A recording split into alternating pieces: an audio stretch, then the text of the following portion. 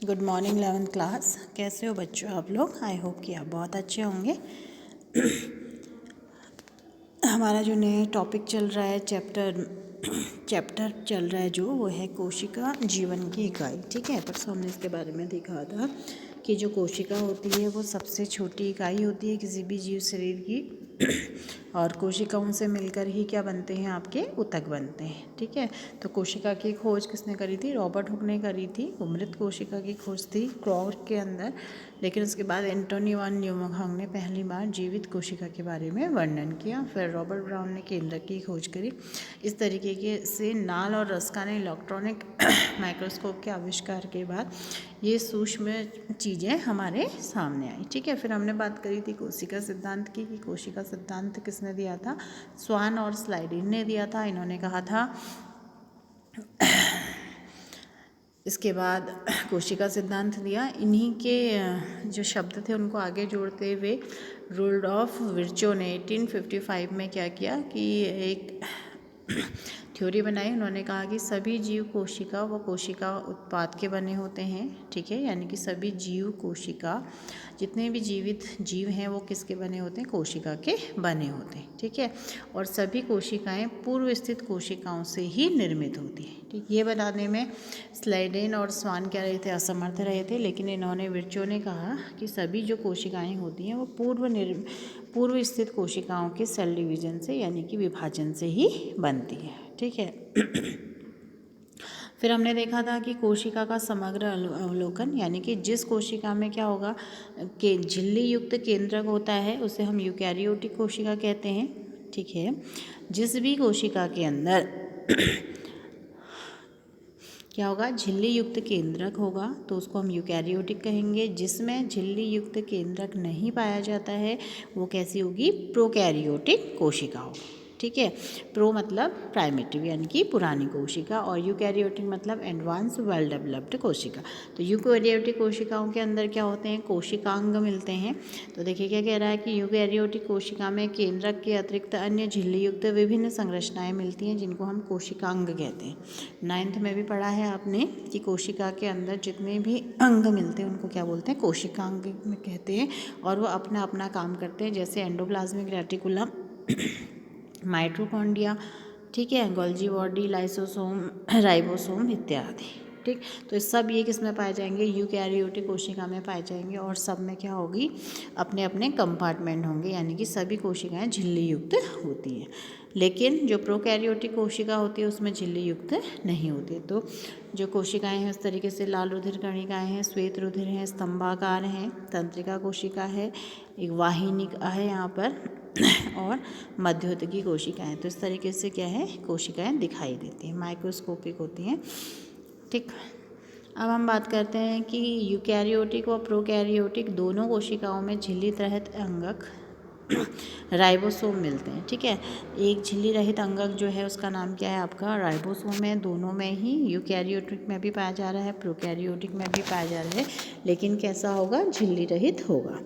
कोशिका के भीतर राइबोसोम केवल कोशिका द्रव्य में ही नहीं बल्कि दो अलग अंगकों में जैसे हरित लवक और सूत्रकणिका यानी कि माइटोकॉन्ड्रिया और अंतःप्रद्रवी जालिका में भी मिलते हैं। ठीक है, तो राइबोसोम क्या है? ऐसा कोशिकांग है जो कि कहाँ मिल रहा है? हरित लवक में भी अपना मिल रहा है अलग, माइटोकॉन्ड्रिया में भी और अंतःप्रद्रवी जालिका में भी। ठीक है, कौन सा है वो अंगक? आपका राइबोसोम है। ठीक है, और ये कैसा होता है? झिल्ली रहित होता है। ठीक है, प्रोटीन सिंथेसिस करता है। जंतु कोशिकाओं में झिल्ली रहित तारक केंद्र जैसे अन्य अंगक मिलते हैं जो कोशिका विभाजन में सहायता करते हैं। अब जंतु कोशिका की अगर हम बात करें तो उसमें जो तारक केंद्र है आपका वो क्या करता है? वो भी झिल्ली रहित होता है क्योंकि उसको क्या करना होता है? कोशिका विभाजन करना होता है। ठीक है, किसको? तारकाई को। तो ऐसे भी पूछा जाता है कि कोशिका विभाजन में कौन सा कोशिकांग क्या है भाग लेता है? तो वहाँ पे आपका आंसर होगा तारक केंद्र। ठीक है, तारक केंद्र क्या होगा? झिल्ली रहित होता है और ये किसी भी कोशिका के कोशिका विभाजन मतलब कि एक कोशिका है तो अगर इसको हमने डिवाइड करना है अदर सेल्स में, कोशिकाओं में, तो वो काम कौन करेगा? आपका तारक केंद्र करेगा। ठीक है बच्चों। आगे देखिए, कोशिकाएं माप, आकार, कार्य की दृष्टि से काफ़ी भिन्न होती हैं। ठीक है, जैसे माइटोकॉन्ड्रिया का काम कुछ अलग होगा, राइबोसोम का अलग होगा, लाइसोसोम का अलग होगा। तो इस तरीके से उनके आकार, कार्य में क्या होती है, काफ़ी भिन्नता पाई जाती है। सबसे छोटी कोशिका माइकोप्लाज्मा। ठीक है, सबसे छोटी जो कोशिका है वो माइकोप्लाज्मा है, 0.3 म्यूमीटर माइक्रोमीटर। ठीक है, इस लंबाई की, जबकि जीवाणु बैक्टीरिया 3 से 5 माइक्रोमीटर तक हो सकती है। पृथक की गई सबसे बड़ी कोशिका शत्रुमुद्रिका का अंडा है। ठीक है, पूछा भी जाता है सबसे छोटी और सबसे बड़ी। तो सबसे छोटी क्या होगी आपकी, माइक्रोप्लाज्मा होगी, और सबसे बड़ी क्या होगी, शत्रुमुर्ग का जो अंडा है वो हो गया आपका। ठीक है, बहुकोशिकीय जीवधारियों में मनुष्य की लाल रक्त कणिकाएं का जो व्यास होता है 7.0 माइक्रोमीटर। तंत्रिका कोशिका होती है वो सबसे लंबी होती है। ठीक है, अगर ह्यूमंस की हम बात करें तो जो रक्त कोशिकाएं हैं उनका व्यास क्या है, 7.0 माइक्रोमीटर। और तंत्रिका कोशिकाएं क्या होती हैं, सबसे लंबी मानी जाती हैं। ये बिंबाकार, बहुभुजी, स्तंभी, घनाकार, धागे के समान संरचनाएं होती हैं। कोशिकाओं के रूप उनके कार्य के अनुसार भिन्न हो सकते हैं। तो जितने भी यहाँ पर ये आपको क्या दिखाई हैं, कोशिकाएं दिखाई हैं, इन सब का कार्य क्या है, अलग अलग है। ठीक है, आकार में भी अलग होती हैं और कार्य में भी अलग होती हैं। ठीक, अब आता है हमारा प्रोकैरियोटिक कोशिका। अभी हमने बात करी थी जो यूकैरियोटिक होती हैं वो वेल डेवलप्ड एडवांस होती हैं, और उनमें जितने भी अंगक होते हैं लाइसोसोम और तारक के राइबोसोम और तारक केंद्र को छोड़कर सभी झिल्ली युक्त होते हैं। लेकिन प्रोकैरियोटिक कोशिका में क्या है, मेन इसको पहचानने का तरीका क्या है कि इसमें जो केंद्रक होगा वो झिल्ली रहित होगा, इसलिए हम इसको प्रोकैरियोटिक कह रहे हैं। ठीक है, प्रो मतलब हो गया प्राइमेटिव, आदिकाल से, मतलब पुरानी सबसे पहली जो कोशिका बनी होगी। तो इसका स्ट्रक्चर देखिएगा, इसमें माइटोकॉन्ड्रिया पाए जाते हैं, गोल्जी बॉडी पाई जाती है, और 70S राइबोसोम भी इसमें पाए जाते हैं। ठीक है, समझ में आ रही है बात। तो प्रोकैरियोटिक क्या हो गया,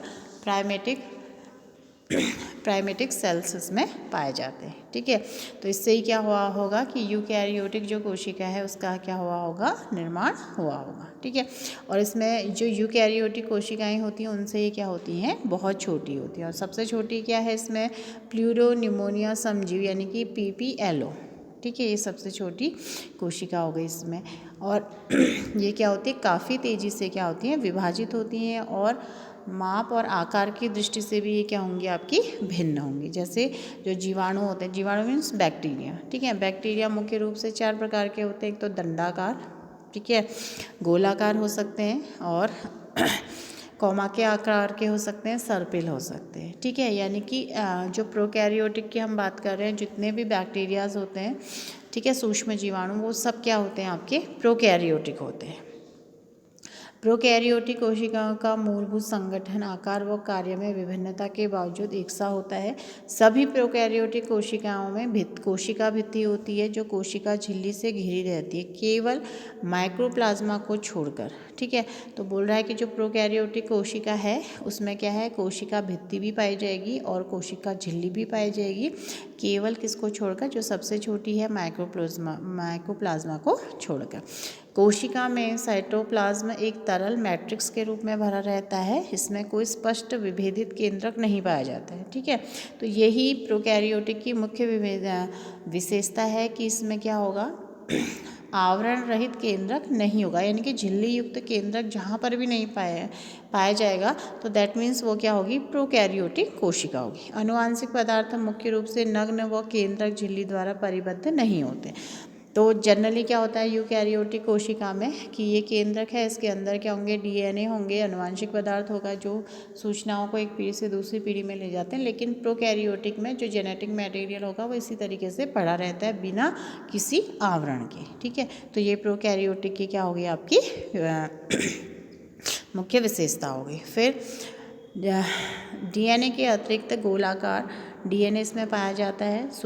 जीवाणु में सूक्ष्म DNA वृत्ताकार जीनोमिक DNA के बाहर पाए जाते हैं। इन DNA वृत्तों को प्लाज्मिड कहते हैं। ठीक है, इनके पास क्या होते हैं, गोल वृत्ताकार DNA होते हैं जिनको हम क्या कहते हैं, प्लाज्मिड कहते हैं। ये प्लाज्मिड DNA जीवाणुओं में विशिष्ट समलक्षणों को बताते हैं और उनमें एक प्रतिजीवी के प्रतिरोधी होते हैं। ठीक है, आप 12th में पढ़ेंगे प्लाज्मिड के बारे में कि कैसे हम जीवाणुओं से एक्स्ट्रा जो इसमें प्लाज्मिड पाया जा रहा है उसको लेकर हम इसमें बायोटेक्नोलॉजी में इसको यूज़ करते हैं। ठीक है, यानी कि ये क्या करता है, जैसे वायरसेस या अन्य चीज़ों से क्या करता है, अपनी रक्षा करता है। ठीक है, तो जैसे बता रहा है कि उच्च कक्षाओं में पढ़ेंगे इसके बारे में कि प्लाज्मिड डीएनए वृत्त जीवाणुओं का बाहरी डीएनए के साथ रूपांतरण होता है। केंद्रक झिल्ली यूकैरियोटिक में पाई जाती है। ठीक है, तो हम कहने का मतलब ये है कि जो यूकैरियोटिक कोशिकाएं होंगी उसमें जो केंद्रक के बाहर से वेल डेवलप्ड झिल्ली होगी और जेनेटिक मटेरियल क्या होगा, सुरक्षित झिल्ली के अंदर रहेगा। लेकिन प्रोकैरियोटिक में क्या होगा, ऐसा नहीं होगा। जो जेनेटिक मटेरियल है वो क्या होगा, नग्न अवस्था में पाया जाएगा और एक्स्ट्रा डीएनए स्ट्रक्चर होगा वृत्ताकार, जिसको हम क्या कहेंगे, प्लाज्मिड कहेंगे। ठीक है, प्रोकैरियोटिक की यह विशेषता कि उसमें कोशिका झिल्ली एक विशिष्ट विभेदित आकार में मिलती है जिसे मीसोसोम कहते हैं। ठीक, प्रोकैरियोटिक की यह विशेषता कि उसमें कोशिका झिल्ली एक विशिष्ट विभेदित आकार में मिलती है जिसे हम मीसोसोम कहते हैं।